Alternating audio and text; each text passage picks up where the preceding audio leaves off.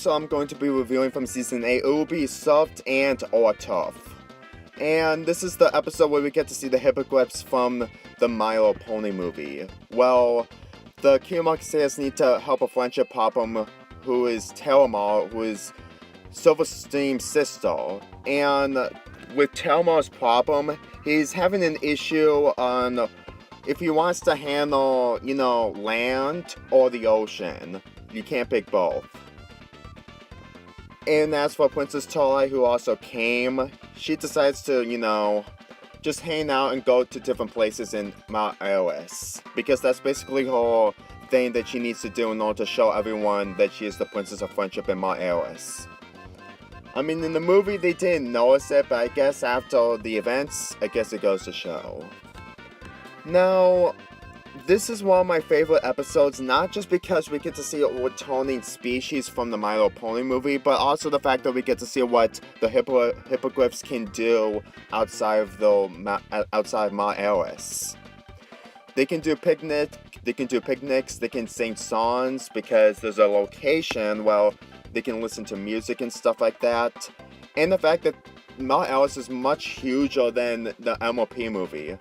I don't know if it's just me or the fact that everyone is completely gone in Mount Eris in the My Little Pony movie, but watching this now, the TV episode is way bigger.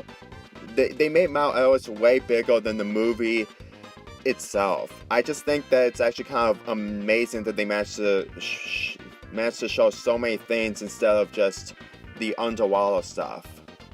And as for the underwater stuff, we get to see more of that just like in the My Little Pony movie. And I actually kind of really enjoy it, especially the song that Sweetie Belle and Scooter-Doo sang. And then towards the end of the episode, they tried to fix Telma's problem, but the problem is that they're not agreeing with each other. Like, you can't pick two places at once. It's a really difficult task to do. So, apparently, Telma's problem is that he can't pick two places, only one. But towards the end of the episode, what he likes is his decision.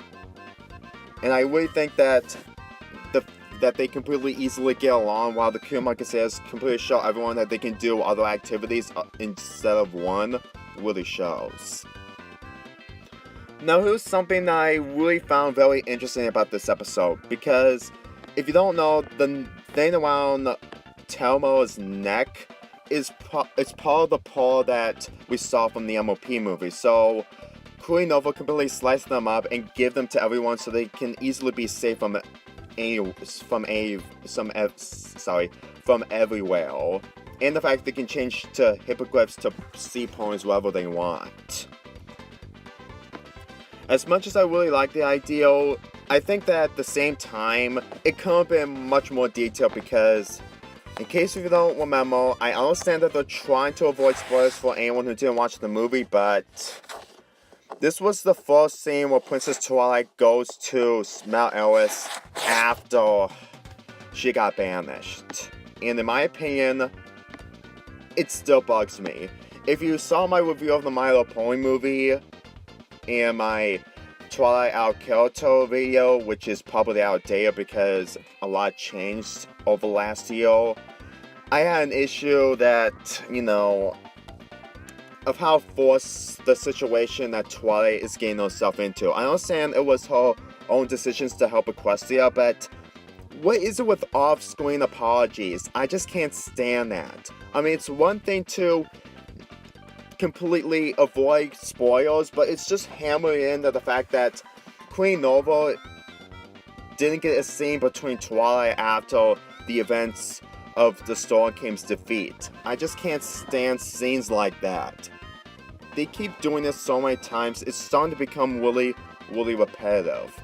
I get that the actors who are playing Queen Nova and Princess Skystar are really expensive, but just by watching this, it's just really hard for me to see Princess Twilight being in front of several other hippogriffs. I mean, if it was someone else like Rainbow Dash or Fluttershy, then maybe I can understand that, but even if Princess Twilight has a reason to be here, I still think it's really difficult for me to take it seriously. But I will say that her meeting up with several other people, and then towards the end when she realized of what the Cumonkeseers are getting themselves into, it's probably a good way to understand that she really needs to do one thing at a time. As for Timberline's mother, Ocean Flail, I think that she is pretty much the typical mother who is just really completely protective in the fact that Timberline is just enjoying the outdoors. But after everything that happened, I guess there's no point to be concerned. I guess that the citizens in Mount Ellis didn't really know much about the situations that could easily cause when there's a fight going on. Like, you can't pick two places out at once. And let's get into the song, Sweetie Belle and... yeah, I don't have the image, I'm sorry. Sweetie Belle and Scooter Do Sing. It's a really good song, but towards the end of the song, you can understand what the situation that Timberline is getting himself into. So, the song itself is a really great song. It's probably one of the first songs from this season, I think. And I actually really enjoy it. To the point that it has a great equestrian feeling to it. And as for everything else, like the ending, I guess it's a really heartwarming moment to see Timberline and his family getting along after everything that happened today. I mean, Mount Ellis and Sequester are completely different from each other because Sequester is the ocean and Mount Ellis is where hippogriffs live. And I'm actually kind of happy that they have the return of the hippogriffs. Sad that we didn't get to see other species from the movie, but I guess that the hippogriffs are literally the closest that comes to the pony universe. So that's why they make a return. So that's why they made returning species of the hippogriffs instead of everything else. Although it would have been nice to see others, but we don't know what's going to happen in Season 9. I still hope that we get another Mount Ellis focus episode because I really enjoyed this episode so much. And the fact that those 3 specials exclusively for My Little Pony, 44-minute specials, then it could be very interesting to see a special involving the hippogriffs again. I really think that's probably a good way to see the hippogriffs again, to see more about them.